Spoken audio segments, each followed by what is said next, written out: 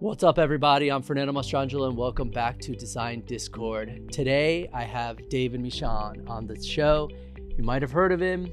He has an incredible Substack called For Scale. That's the buzziest thing in the design world right now in terms of design criticism and just in general talking about stuff going on in the design world. He also is printing a print edition of it, For Scale in print. So we get into some amazing subject matters, from him growing up in Winnipeg to how he formed taste and ideas about decor, which seems to be a nasty word sometimes, but we also talk about basic space and what's going on in the design industry in general. We get into some really great subject matters, and he's so elegant and so eloquent. So David, thanks for joining me. I spent all last weekend basically digging into the archives of For Scale. Gosh. And no, it was fantastic because I first came upon your work because someone forwarded to me. I wrote a little blog post, a little Substack about basic space, design space. But then they sent me yours and I was like, oh my gosh, this is fantastic. And so that was kind of my introduction to you. And I was like, okay, what is going on? First of all, you're way smarter than me, so about design. So I read things and I'm like, oh my God, some of it I don't know all of it, what you're referencing and stuff like that. But the voice of it and the tone of it, I just thought was so engaging. Thank you. So I'm a fan. You're now every Monday morning, you're in my inbox. So I can't wait as you're progressing. So I'm excited to have you. Thank you so much. That's so kind. Well, what were you gonna say? No, I think it's very fun to produce, and I think you can appreciate this as someone who's like worked independently. Yeah. That like as a writer, as an editorial writer, most of the time you're like pitching magazines and you're sort of like working to someone else's voice. So you pitch a story to Wallpaper, and then you must like sort of get in the mindset of like what's a wallpaper angle, what's a wallpaper voice. So I think a lot of writers sort of go through their entire careers without really sort of experimenting with like, what does it mean to do my own thing, or like, how do I speak, or and so it's been and sort of emerged partially just as like a writing experiment, as like a sort of just a necessary sort of release. Do you think it was from your years at Monocle and Icon and then working independently and feeling like this is just not what I want to do, or what happened there? Yeah, what happened there? Yeah. Well, I think it was, so I started at Monocle, and that that's a really interesting experience because it's very tight. It's a very tight tone of voice, and I think much like and this is not really like an appropriate comparison because but anyway, it's sort of like when you're I think sort of like learning to be an artist, where it's like you sort of need to, it's good if you have a foundation of like something that's very formal, right? Because you sort of like understand the technicalities of things and you can see the mechanisms, and you're learning how to twist your own mind into like something. So it's like it's kind of fun. You're like learning about voice and like how to mimic it and things, and then it's nice to sort of go on your own path. So Monocle, I think, was like very important for that from that perspective. But I think the frustration was more in the last several years, where like I would sort of pitch magazines stories that I knew to be very interesting because all of my friends were talking about it, and it's just like what was happening. And no one was ever interested. I mean, it was like sort of like constantly rejected, and it was confusing to me because it was like sort of gaslighting. You've said that isn't it because like they need to either be something new, something being revived, or some sort of anniversary, but to like they love it. It's like it's got to be. Well, there's a few factors, I guess. Not, celebrity, of course, right? So many like boring celebrity homes are published, of course, like notoriously. Right. Before we started recording, we were talking about Dan Rosen. Dan Rosen is like an expert at eviscerating these homes. Anniversaries or like new launches, or it's like it's strange because I don't think necessarily something being new makes it the most relevant. I totally agree. Yeah. Yeah. And so they're missing so many things that are like incredibly relevant because, even when you're talking about a sort of trend story, it's like you would go to Salone del Mobile and you would like look around the fair, and to pitch a trend story, you have to sort of see something like 5 or 6 times. You can't just see one thing and be like, oh, something's here. Like there's energy around it. People are talking about it. It's interesting. Like this, like I can see that this will ripple because of the way people are talking about it. But like no one will take that as like a story. But then of course, like I would write it in For Scale. It'd be like a hit. Yeah. It's like, yeah, okay. Because everyone was sort of knows it or something. Right. And I think I don't know why that is. You'd have to ask one of their editors, but. I feel like there's this era that we're still in from Cy Newhouse, Condé Nast, that sort of developed. And I feel like you're kind of pushing up against that in a way. I don't know if those public, I mean, obviously, Architectural Digest, where it's always been about celebrity. And when that famous editor kind of took over and kind of came in and said, okay, we're basically going to just put celebrities on and kind of like set this era up where I think it's hard to break out of that model. Yeah. I don't know. Like it just seems, in some ways, honestly, it seems lazy to me, like to rely on celebrity to make something seem interesting to people. And I get it. It's like I'm also sort of interested in some celebrities. Right. But yeah, and again, there's also that I should note, I think there is space for these things. Like it's fine to have like Architectural Digest as it is, be what it is. I just think it seems to me that so many of the established magazines are just very similar. Yeah. It's like, I think if you put down a story that was like in AD or El Decor or whatever, like any of these magazines side by side and like blind taste testing, like which one it was with which magazine, like I'm not sure if I would be able to tell. I came from the art world first. So when I got to the design world, I was shocked that there was no critique. There was no analysis of what we were doing in the shows, and the art world is kind of dog eat dog, right? Yeah. You could get a review in the New York Times that would literally destroy your career or make your career. And I always thought, and I would put together exhibitions that had kind of conceptual backing to it, even as a designer. And like you say, that they image describe most of it, right? Yeah. Like they tell you what you're seeing, but they don't really say anything beyond that. Yeah, I always found that kind of interesting. And I was there's like a little critique maybe of like design, like objects. Yeah. Like if not that I've read, honestly, but like, certainly not of interiors. And it's so different from art or even like film, where it's like people sort of like tear things apart. And I don't think that the role of a critic is to necessarily like tear things apart, but I think that criticism, it like best comes from an enormous amount of optimism. Like I believe that like design and interiors is like very important. We can be like very affected by our environments. Like it's an amazing thing to explore just as wardrobe, in terms of like your own kind of interests and self-expression.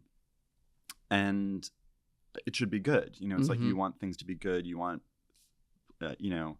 you want a design fair to have purpose, and you want, all of these things to just sort of like be the best that they can be because you think it's important. So it like sort of emerges from that. Not I like just that. Like, yeah. Not just like, oh. Like trying to, be critical for the sake of kind of like picking at certain things. Yeah. Yeah. That's a nice optimistic way of seeing it. Yeah.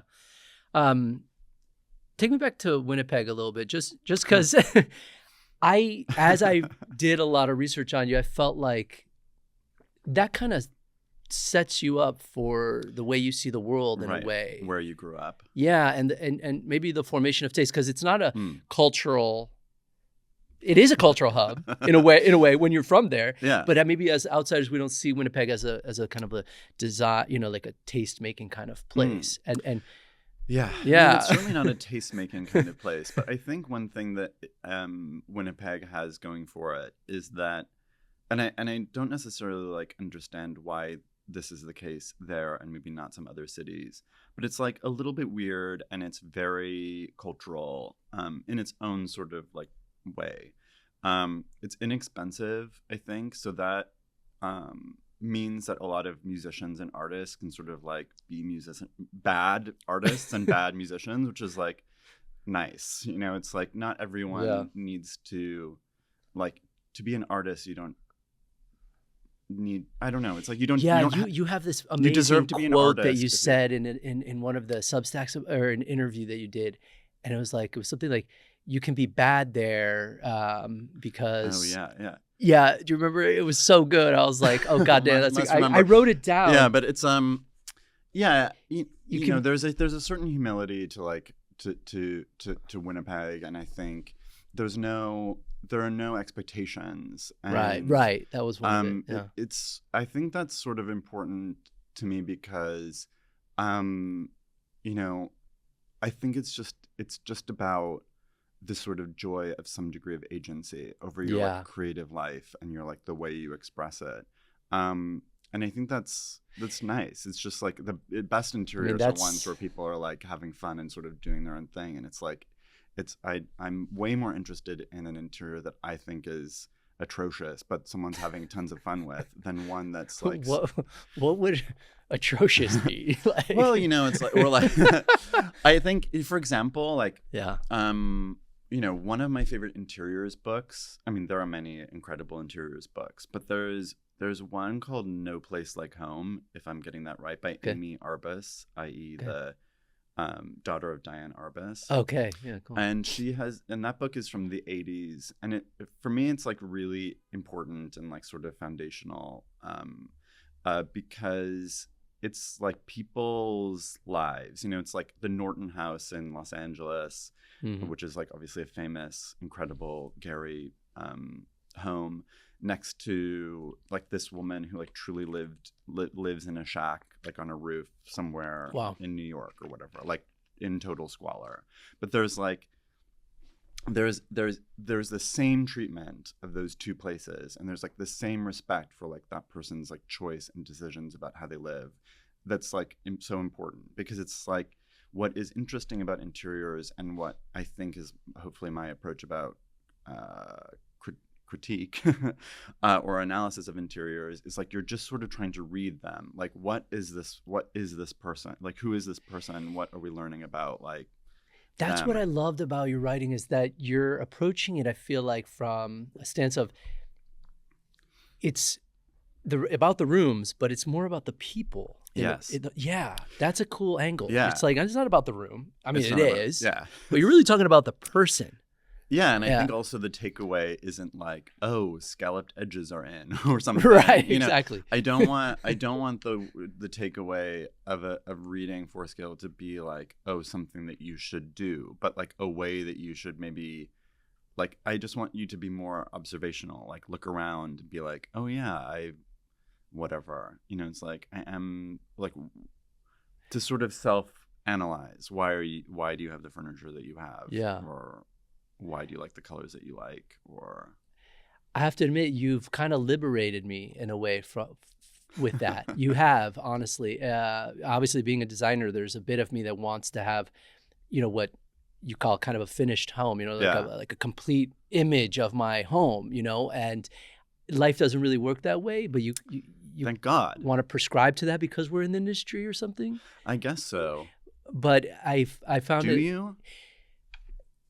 Yeah, I think that people have an expectation of coming to my home and seeing.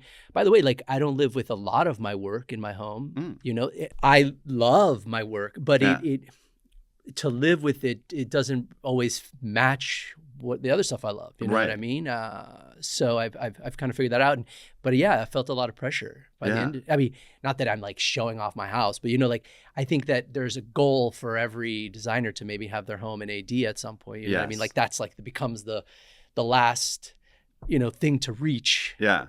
And I feel like through your writing, I kind of discovered that like, hey, whatever, you know what, dent your furniture. I think you said at some point, you're like, I like to just put a nice dent in it and not have things be as precious or something like that.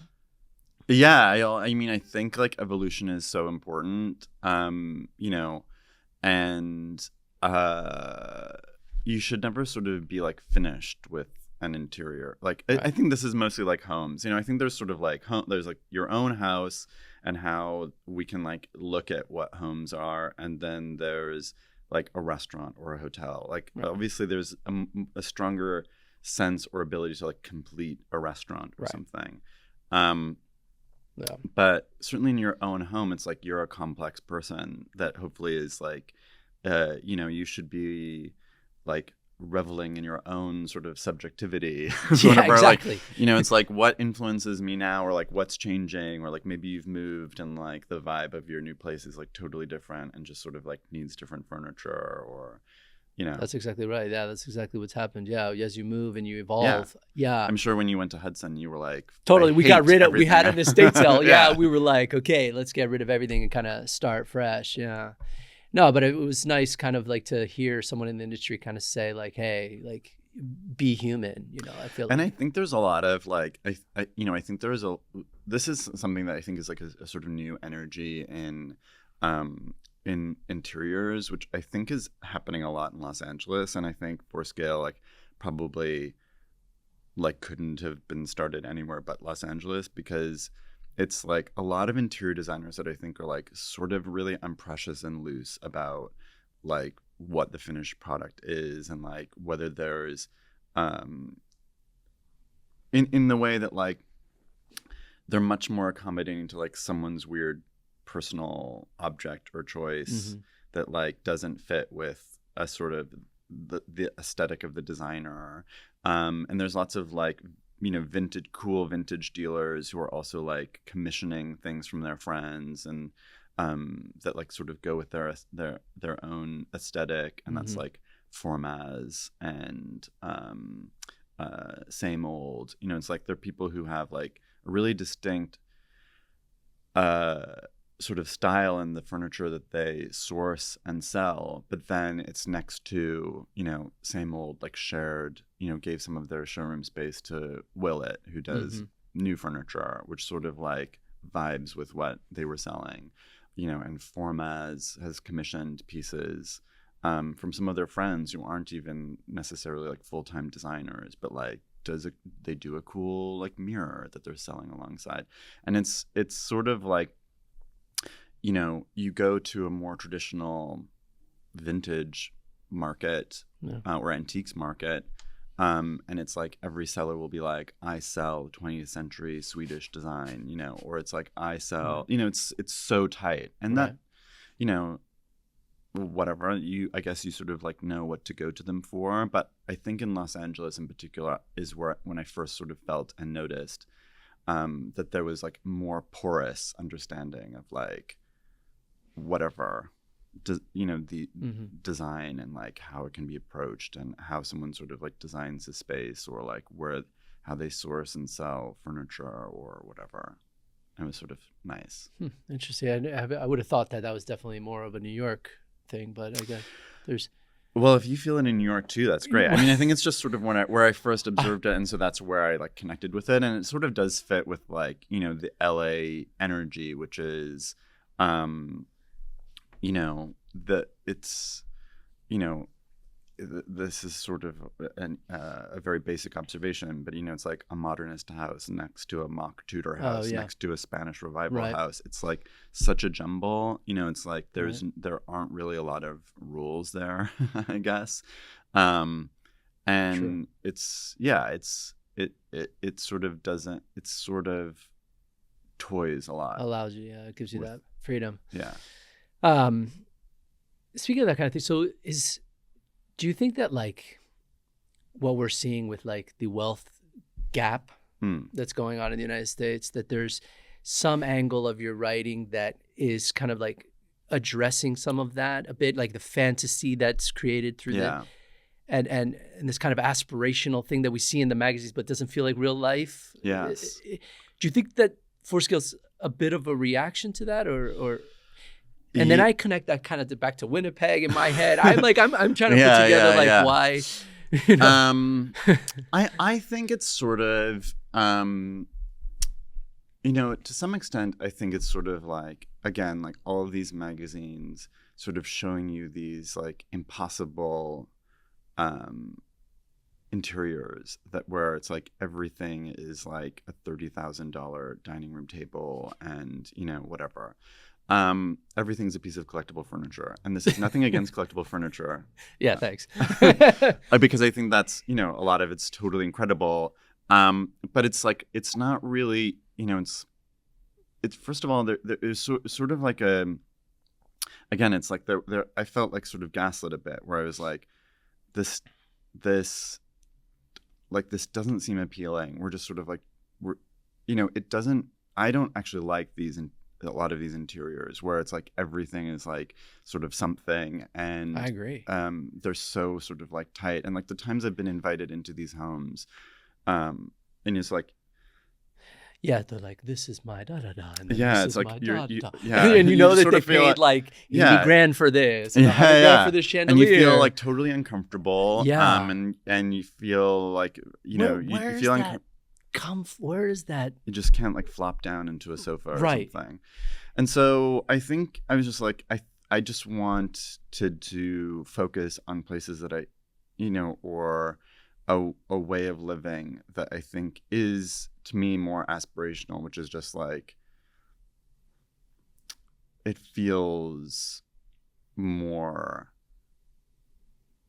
I mean, I was going to say welcoming, but that's not really the right word. Like lived in, like patinaed by life or something. Yeah. Yeah. I mean, it's just sort of like, I think the interiors that are like more, like it's great if you have money and you can buy incredible furniture, but that's like not a requirement. Right. A lot of people sort of put things together that's just sort of like interesting and like maybe it's curious. And, this is just, the old cliche of like money can't buy taste. Some people have like really interesting perspective on design, and like doesn't really require a ton of cash. Right. But obviously it's maybe more fun if you have a ton of cash. And I think welcoming is like the wrong word, because I think there's a lot of things that we also like over index for in design, which is like, if you don't want your house to be welcoming, if you want your house to be some sort of like, stainless steel, spiky, dark dungeon, and you love it, that's incredible. And I think that's also something where it's like a lot of, sort of like past design books and perspectives, sort of digested better. You think about like something like all of those like amazing like Suzanne Slessen authored interiors books, or like the International Book of Lofts, or High Tech, or whatever, that sort of explore these aesthetics. Like High Tech's a great example, where it's like some people live like in what feels like a sort of hospital room, and it's like, and instead of, and they don't make it into a novelty. They're like, they list for you like suppliers and resources, and it's not like about how weird it is or something. It's just sort of trying to understand, they interview people and sort of like get behind the psychology of why it is they're sort of living like this. And then they, it captures sort of like a moment, in terms of like where, a lot of those places were like in New York, like where New York is at, or like why, how this design sort of like connected with like all of industrial spaces that were being converted into homes, and like whatever blah blah blah. Yeah, blah blah blah blah blah. But it's like, it's interesting because it's like, on the one hand, it's I don't know, it's just everything, so much now feels like so polite, and you go into an interior, I was just in like McNally Jackson the other day, like a couple of weeks ago and went to the interiors section. I was just like killing time and I was like, oh, what's up or whatever. Yeah. And it's like, it's just sort of like these monographs that maybe individually are interesting, but together just feel like so cookie cutter. Mm-hmm. It's like, it's all this like just, it all feels like the same style of photography. It all feels like the same sort of writing. They're all exactly the same size. You know, it's so boring, you know. And I think it's like an interiors design bookshop for me. It's like, or a section, I think could be, you know, there's a lot that influences interior design. That's not just like a monograph of someone's work. Yeah, it doesn't get talked about very often, I guess. Yeah. Is that so I mean, now talking go a little bit deeper into like For Scale. So is this started in 2022? Yeah. And I feel like all the stuff we're talking about is kind of what you're reacting to. Tell me about the moment you're like, you know what, I'm just going to do this. I'm going to start this thing. And in 2022, it's still, I don't know how big Substack was at the time, but it was kind of newish. It was newish. There were some like big successes already. Yeah. But it was sort of new. And now I feel like you don't really have to explain to people in America like what Substack is. Right.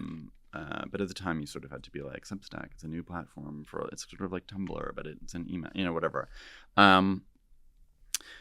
As with many things, For Scale sort of like emerged from a failure.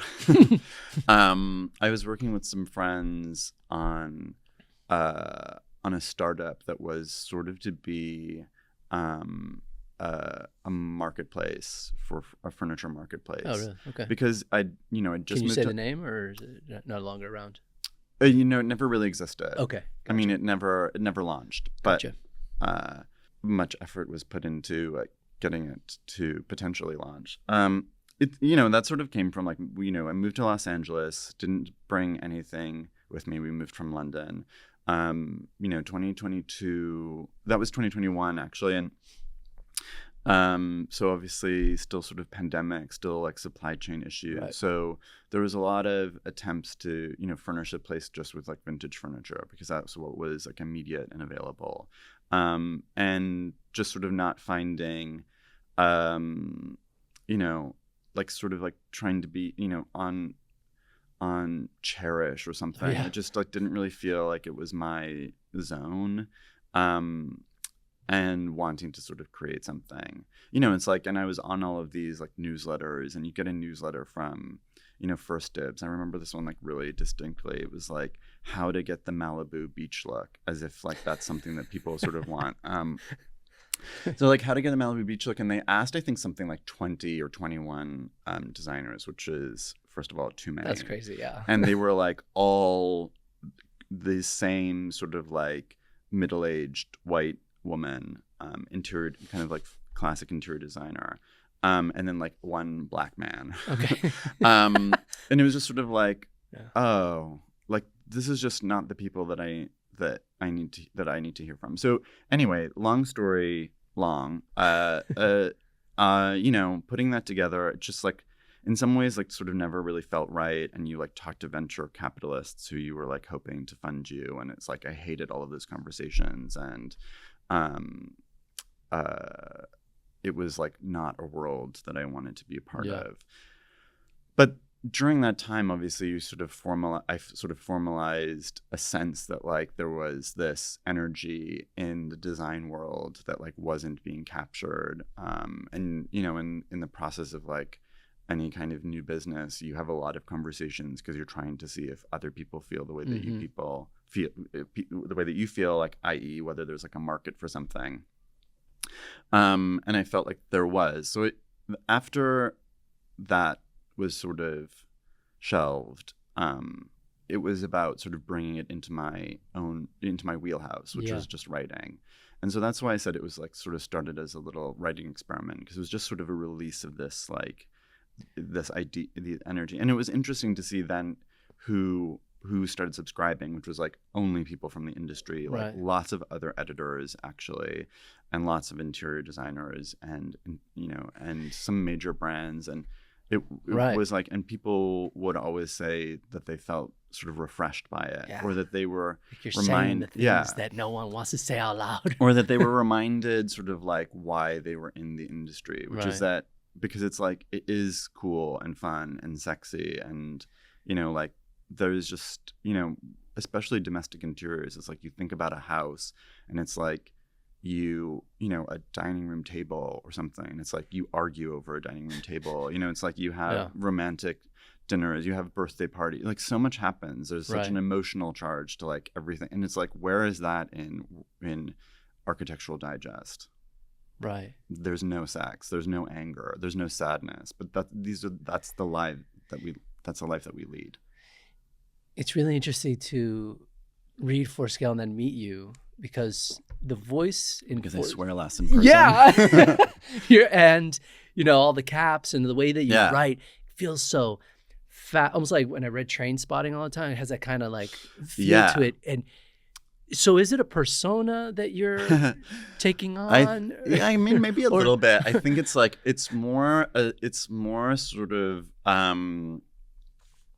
a part of the message, which is like I want the writing to feel urgent, I guess. And like, it does. And it is written really fast. I mean, a lot sort of, I like keep little notes, so it's like, it's not that I just sit down and think of what I'm going to write about. And then, so there are sort of plans in terms of what I hope to write about, but it gets worked out as I'm writing, so it's like the idea formalizes as I'm sort of like trying to build a post. And I want them to sort of feel fast, and I want them to sort of feel a little bit sort of stream of consciousness. And I think Substack is incredible for that. Another, there's tone of voice, obviously, which is something to explore on your own, which is exciting. But then in something like a Substack versus when you're writing for a magazine, you also get to decide like what images and where those images appear. And you sort of mentioned before, like, oh, there's a lot of like description, because it's like if you're writing a story about a space for a magazine where there's like a photo editor and like whatever, you don't know what they're going to publish or like how the layout will work. So it's like you sort of have to describe something that's important in words, but like that's not always the best way of communicating something. And so it's such a thrill really to just be like, okay, you have a reference, and it's like it just insert an image, it's like, look at this, okay, and now we're going to talk about it. And I think there's like a lot of the format for me is sort of also a challenge to this sort of idea of like a linear story where it's like there's where that's not, I think, how we are kind of like habituated now to consuming information, where it's like, you're on your phone sort of scrolling, and it's like you might pause somewhere, you might like take a tangent, you might spend some time there, you go down a little, and then return. And I sort of hope to like format it a bit in that way, where there are like asides and lists, and sometimes it's fast and sometimes it's long and slow, and sometimes it's deep and sometimes it's shallow, and whatever, because that's like all of that is happening. Because that's how we like look at information now. It's like, I think I always have to like psych myself up when I'm like, okay, I'm reading an article now. If you're like sitting down with like World of Interiors, like, okay, I'm like reading an article, like, you have to get into a headspace. Totally. I don't want people to have to like get into a headspace. Did you feel like this would, you, like other publications might neglect you after reading your Substack? Was there fear there? I mean, a little bit, like I think I was already over sort of like pitching any of those magazines, but it has been interesting. Like now, people ask me to write for them. Way now, more than they had before, and I've like tried. I do it sometimes, but in your style, as much as possible. I mean, like something like Sight Unseen, for example. Like they were really amazing. They asked me to write early, and they totally took some stuff that was like really not. I think they also sort of like have a little bit of a looseness with like sometimes how they write, but Certainly wasn't, I didn't make an attempt to like write for Sight Unseen, you know, it's like, and that was really incredible, and they were amazing early supporters. But then, yeah, there's been other times where I've sort of written something and it just feels like, oh, it's like a little bit lost when I don't have like full sort of like authorship. Right. But yeah, it's but this is because like precisely like there is like this missing energy. There is missing critique. There is missing like voice. I think people are so much more interested in voice now than like so much else, and that's why Substack's been so successful. And so it's like I think these magazines are like trying to get some of that. I think they are. Yeah, it's like the funny thing is because there's a little bit of an irony there that you're kind of critiquing the system, but then they're kind of wanting you in the system, you know, they're like desiring what you're doing, you know, it's almost like they're able to feed off of that a bit. And that's great. Yeah. Yeah. I mean, it's like, I'm not, you know, first of all, I don't think that, you know, I'm not territorial. Like I don't want to be like the foremost design, you know, or like the only design critic with a voice, you know, there should be tons of different people and voices, things. I mean, For Scale is in the process of adjudicating its first design writing prize. Yes, where people were asked to sort of just, and what I want to reward is people who are like writing in their own voice, and it's anonymized for me as like the judge, and because I also hope that there's some people who are like in my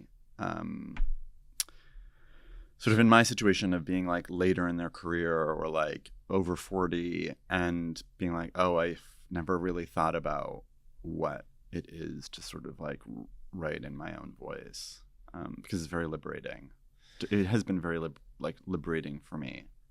Yeah, no, it's I've resonated with something you said at one point. Was like I think in one of the articles that I too have met a lot of writers over my years of doing this, and what they say behind closed doors is a lot different than I read the article and I'm like, wait, what? Yeah, exactly.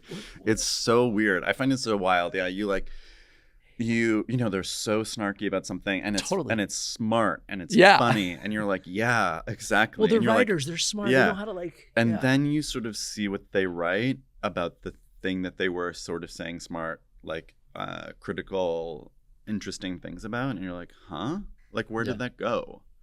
That's a bummer. I know it is, and sometimes I'll call them out, you know, privately. I got DM and be like, what is this? Like, what you said to me at the show is a lot different. It's so funny. Exactly. So I have a couple of like kind of not rapid fire, but like kind of questions. You use the word decor a lot. Yes. And we like to say design. Versus decor, but you like really leaning into that word. Yes. Tell me why. It's because I think there are too many associations with design, you know, and it's overused. You know, like design is applied to everything. It's applied to, you know, like people who are coding and people who are, you know, it's, you know, it's just sort of like across the board, like what does design sort of mean? So I just wanted to be like, okay, it's not about that, and it's not about anything that is professionalized. And I think it's maybe like decor is also sort of something that, you know, and decorating is something that's sort of had been looked down upon. Yeah. And decorating is like what we have access to as like normal people. You know, it's like, I'm not an interior designer. I can't tell you what it is like to be an interior designer or to do interior design. So it's also trying to sort of work from my own actual experience and knowledge base, and that's something that's like not formal. It's not capital D design. I've never designed anything in my life. So it's, you know, I'm trying to approach things as sort of like a consumer, not industry. So that's why I use decor. Also, it's sort of like, you know, I think you want to read something and be like, what are the ways that you can tell immediately that something's a bit different? So it was a tool. I like that. Yeah, it was interesting because I was like, such a lean in on this word. Yeah, but I try and use design as little as possible. Yeah, I noticed. Yeah. Oh, but I don't know why my mind just skipped to this, but I've been loving the anonymous. Yes. Please do more of those. I love those because yes, I really want to. At some point I was like, ooh, I'll do one a month, and I just have never really. But maybe if the audience doesn't know what they are, just so yeah, so they're called. It's a series. I think there are just 4. So far, 4 or 5. Which are. I'm dying to know some of them. Anonymously interviewed industry power players, which actually comes from I think it's the Hollywood Reporter that does it. They interview. Sort of in the lead up to the Oscars, they like anonymously interview Academy members to just be like, why are you voting for this or that or something? So they can be like sort of honest about things. And I was just sort of like, oh, people are saying things behind the scenes, and then, sort of on the record, the story is different. And I just sort of realized I know these people who are like brand directors, or like they've started a company, or like, they've sort of they've got positions where it's like they can't really give their opinion publicly, but they obviously are super into this world and they have a lot of ideas. And it was just like, oh, it might be sort of fun to have like an outlet of people just being honest about like what they think about some of these influencers or some of these trends or some of these things that they're sort of like forced to do, or like these design fairs are at, like what's really sort of going through their minds. I really want to do more of them too. Yeah, it really speaks kind of to the like politeness of the industry and kind of breaking that and being like, all right, like say what you really feel, but you won't get outed, because in this world, if you get outed as having kind of a sharp opinion, it could be detrimental. And I can appreciate that if you're sort of like representing a brand like professionally, like that's sort of your duty to like represent the brand, and that's fine, whatever. But it's also a privilege to sort of like hear their opinions. I feel grateful to those people who've they're fun. Anonymously participated. You've done some brand consulting as well, no? Yeah, I've done some brand consulting in the past, like sort of before For Scale. Okay, I was going to ask you if it was before. Yeah. Okay. But now it's interesting, like, okay. Are they coming to you now? Are they like brand consulting? And, and it's mutual because, as much as Substack, I'm so grateful for like those people who do pay for a subscription, and that is incredible and is an amazing support. But it hasn't yet. Maybe it will one day, like reach enough to sort of be all of my income. And so there's a necessity to sort of to ask you about that. To sort of like work with brands. But I think it's like, then there's a way of being like, okay, well, if a brand is interested in like working with For Scale, like maybe they're up for something sort of different. And I think much as like a lot of articles in magazines seem to be sort of like samey, like everyone's celebrating everything with just like a really beautiful dinner. And I love going to those beautiful dinners, but there's not a lot of diversity, and there's not a lot of ways that people who aren't like one of 50 or 20 sort of like VIP guests like gets to access these celebrations. So yeah, I mean, we've done this year, there's sort of a lot that's happening. Like today we're recording this on a Wednesday, and tomorrow for example, which will be in the past by the time this airs, For Scale was asked by Louis Poulsen, the Danish lighting company, to host what would have been like Werner Panton's 100th birthday. He would have turned 100 this year. Lots of brands are celebrating. Louis Poulsen has, license to the Panthella lamp, and so we're celebrating the Panthella. And it was like, okay, well, a lot of people are sort of like having these polite dinners for Werner Panton, but Werner Panton was not polite. It's like this was Denmark.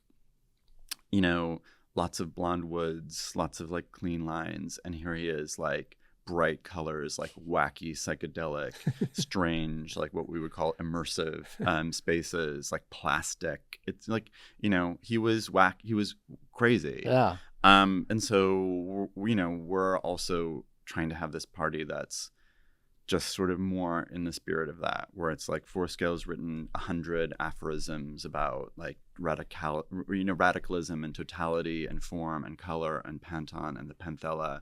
And, in lieu of a disco ball, basically, they're sort of like being projected in the space. And it's, working with this great graphic design agency in London called Lowry, and this guy, Curry Ritchie, who's a spatial designer here in New York. And it just like, we just want it to be fun. And we have these like sticker sets that people are going to use on this like installation of Panthellas, and it just sort of like disco-y and fun and unprecious and right, like conceptually connected to what the designer he was doing about. and and I think that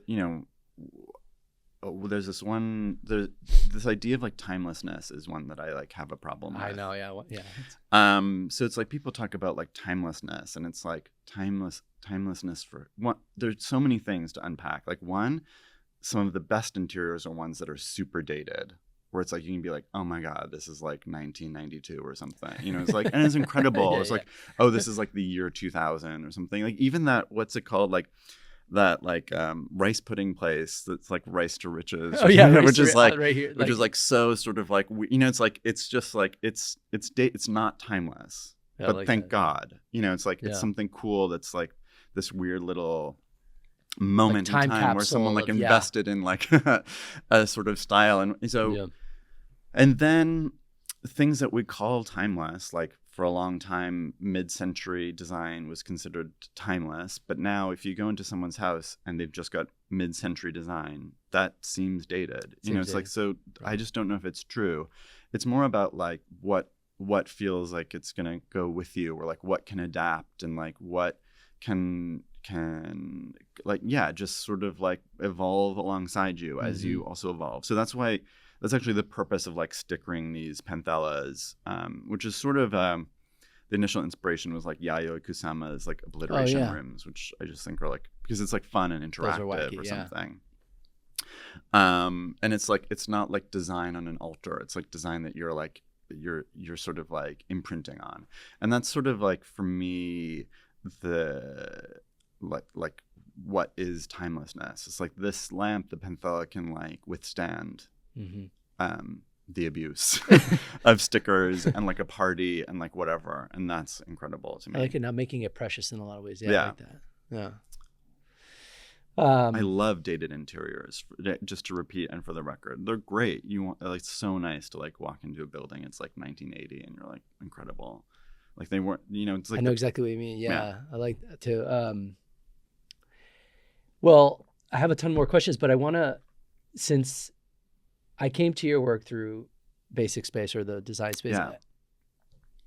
What is going on there? Like, so full disclosure. So that was like a story of Design Space, which was this launched in LA, right after the fires, by the way. And I was actually not in LA at the time. So full disclosure, this was like through correspondence. It doesn't matter. I saw it through that too. Yeah. But I think there were some interesting sort of choices. One, it was at the Pacific Design Center. Awful place. Which is an awful place. Awful place. Everyone in LA knows that too, which is really funny. And, just these sort of like little indicators, like also the Talk series was a partnership with Puck.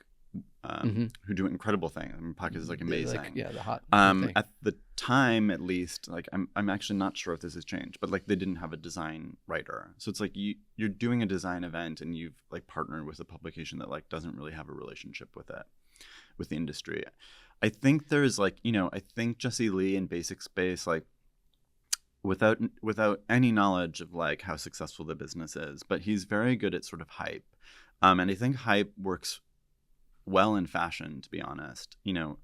It's just a different sort of like the sneakerhead culture too. And it's like the pace is totally different than it is to design, and people's like relationship with clothes is like very different than their relationship with furniture. And I just don't think that brand of hype like applied to furniture sort of worked. It's like the reports from like I asked like a dozen people who'd been. And of course, like, they're all people that I know. So maybe that's sort of a selected group. But, the reports were all that they didn't feel connected to it. You know, it's like it wasn't for, they didn't understand who it was for because. Right. Are they trying to get these kind of like fashion sneakerhead people, you know, people that collect Cause dolls to kind of jump into the design world and buy a $50,000 couch? That's kind of the feeling I got. But it's interesting because it sort of comes at a time where I think a lot of people are sort of like trying to reinvent the desigin fair. Right. You know, which like comes back to the optimism of the industry. You see like Matter and Shape in Paris, which is just completed its 3rd year. You see, you know, last year Shelter, which is returning this year as Afternoon Light, you know, at the WSA. Did you go to it? Yeah. And I think, you know, that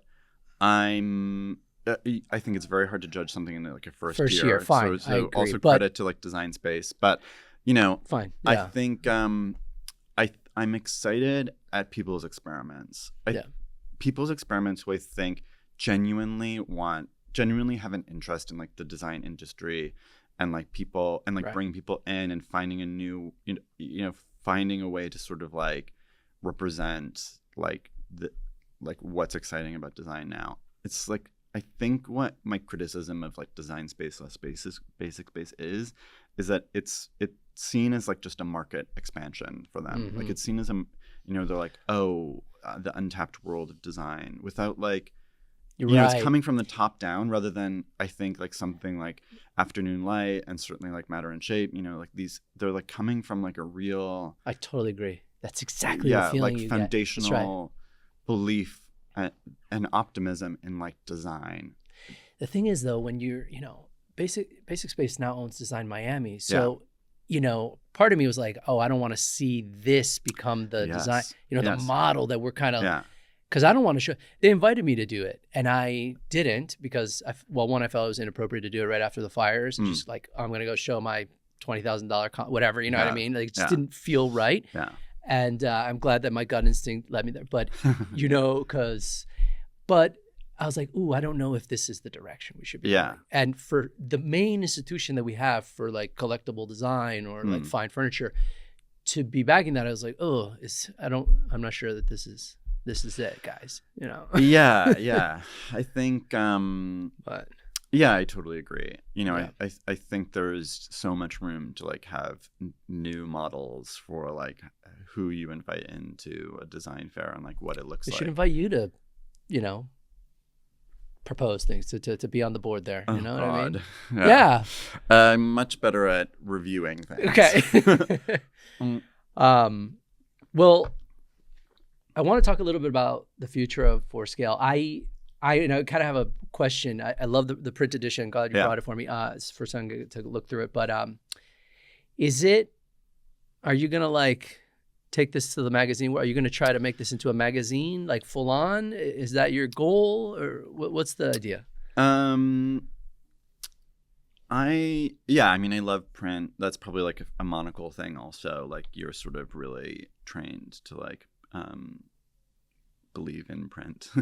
So it's like nice for me to do like a print issue, but I think that's a really big commitment. And I don't know, you know, I think it's also, print is like a very difficult sort of world. There's not a lot of money in print, and not that I'm trying to be like rich, but you want things to sort of be sustainable. Totally. I'm mostly interested in, at this moment, and we'll see where it goes, sort of doing as many varied and diverse things as possible, because I personally want to experience things like that. And I also feel like I want to show that there's just a lot of ways to experience the design world. You know, it's like, so this year already we had like a life drawing class at the ACE Toronto, which was, you know, we got this great vintage dealer in Toronto in Corso to bring in like Panton and Bertoya and like all of this like incredible vintage furniture. And we had like a very attractive nude male model like pose on them. And it was like, well, chairs are like 4 bodies. So like, let's put a body in a chair. And it's also sort of like, you know, inviting people who are like not in the design world, like into an event that's like sort of about design, and also people who are in the design world to sort of, I would hope in some way, like maybe just passively, like be reminded about like some chairs kind of like force you to sit uncomfortably, and some like are about relaxation. It's like you can see a person and like the curvature of their body like react to these things, and it's, you know, there's something sort of academic about it, but then you're doing it in a way that's like you're just having a glass of wine. And on a side note, Dan Rosen was at one of the sessions, and he's like a very skilled artist. It was he can draw? Yeah, he like went to art school. It was like a real surprise. You know, and then, you know, we had like right there is the catalog for this exhibition that I co-curated with my friend Holly Hay that's at the USM showroom called Sit With That, and that's 10 images that are like not interiors images. You know, they're from photographers who just like, you know, whatever, they're doing their own thing. They're not like taking pictures of interiors, but they all sort of like end up having something to say about like the emotional charge of these spaces and like how we interact with them. So again, it's sort of like a little bit of a bridge maybe. And I think same with this Party for Louis Poulsen, where it's like, oh yeah, can't we be reminded that Werner Pantone was actually like probably a super fun guy, you know? And it's like, you know, we don't, like, you know, that we can sort of have fun with these things. And so I just want to do, and that's where it's like, it's so amazing to like work with brands, especially all of these people I've mentioned, like Ace Hotel, Louis Poulsen, you know, they're like have been so wildly trusting, and just like really let us run with some ideas and like just propose something, and they just sort of like green light it. And so I think there's a space for brands to be like patrons. USM is incredible for that. John Thorson, who's the CEO of the Americas here, you know, you see who he collaborates with and who they have in the space, and it's like sometimes people with like very small followings, and like they were the first people to support For Scale when he just like, I guess, had been forwarded the Substack, and like, you know, somehow I sort of got connected with him. Someone made an introduction, and you know, they were the first people to like sponsor something for Scale, like 2 years of like Salone Del Mobile coverage. And it's like, we had very few subscribers at the time. You know, it's like to see him sort of like invest in people and that he just thinks are sort of doing something interesting, like regardless of whether they have like a big profile. It's like very refreshing. That's cool. Because it's like so many other brands are just sort of like working with the same people, and it's like there's like one illustrator who's like working for like 25 different brands, or like one interior style, you know, it's like, and they're sort of rinse and repeating themselves. Like brands are going to them because it's like they know something is, they know exactly what they'll get. It's super safe. There's like no risk. I have a few people in my head that you're... Yeah, me too. Who I talk about openly actually in the Substack, but you'll... I think I know. Yeah. So I, you know, it's like, it's just, it's, you know, it's nice to experiment. It's nice to sort of like be creative with things. I'm so grateful to those brands. Yeah. I think it says good things about them too. Though, you have gotten some financial freedom from Substack. Is it? I mean, yeah. I mean, the rough number, not that it equates to that, but you have 14,000 subscribers last time I looked. Not all of them were paid, but no. But if they were to be, oh my God, if they were to be, you'd have that would be amazing. That would be amazing, right? Yeah. There are some people who on Substack make an enormous amount of money. I'm like not one of those people. I think I'm sort of like not a very good business person. And so I don't really do much. I you know, it's maybe it's idealism. Gaining traction though on its own. You know, it's going to continue. Yeah. I don't know how big this niche is, but you seem to have captured. And I think there's something, you know, it's also, I'm not in control of Substack. So it's like, you know, and I'm also of two minds. You know, it's like, I don't want to invest like too heavily in a platform that like I'm not in control of, because like who knows when. Oh, you say they could go under or something, and then all. Yeah, or like when, or like, you know, I think the people who run Substack are really nice people, but it's like, you know, we've seen with other platforms like people revealing themselves as like not nice people, and you know, you don't necessarily, you know, anyway. For a variety of reasons, it's like I'm always of two minds. One, it's like really great. I would love to sort of like force myself to put more effort into like growing paid subscribers and like more financial freedom, and that would be amazing. But I think another purpose of also doing all of these other events is that it's sort of nice to diversify. Even just from like a business point well of view. Not even a bit, just as a person, like you said, And I think, like it's just sort of curiosity of like seeing if like artificial intelligence can like replicate For Scale, which like thankfully at this point it is yet to do. There's no way. Someone like very prominent who's like very interested in artificial intelligence once like very excitedly told me that like someday I'll be able to do that I'll be able to like put in all of the past newsletters and like it can just pump them out. And it's like, what? It's like, I think you're missing the point that like I enjoy the writing, and actually in the writing is how the idea comes together. And it's like a painter, likes to paint, and like you, I'm sure, like to actually design. Like you don't love to be in the studio, But anyway, AI, who knows what's happening. We'll see. And I don't know. That's a ways away. I do, but just to make a point of that little tangent, like having events and feeling like For Scale has a life, like in real life, and is doing things like with people in spaces in person, I think is like also sort of a reaction to that world, and like how many podcasts and albums and Substacks and books and whatever will be like auto-generated without anyone sort of behind them. Truly, the internet is a sloppy place, and I think things in real life are just like more and more precious, and that's sort of like where I'm excited to invest my time, I guess. Well, this has been awesome. Yeah, and thank you again for kind of liberating me from this like weird thing that I had to have a perfect home and a perfect everything. Imperfection is so interesting. We scratched our dining table, bringing it into our new home, and but now I kind of feel okay about it. Yeah. So exactly, a battle scar. And you have a subscriber in me every Monday. I look forward to getting it and keeping track of what you're up to. Yeah. I really appreciate your time, and thanks for everything you're doing. It's been a pleasure. All right. Thank you. All right, everybody. Thanks for joining me again on another episode of Design Discord. You know what to do. Go to YouTube. We have full videos on YouTube that you can check out where you see the guests, you see the full conversation. Hit that like button or the subscribe button, which would really help boost the channel. So otherwise, you can find me on Instagram. You can send me a DM, talk to us, send me comments. Tell me what you're thinking about the guests that we're bringing on. Really excited about this new season. So anyway, follow us. Let's go. See you on the next episode, or find us on Instagram. Love you guys. Bye.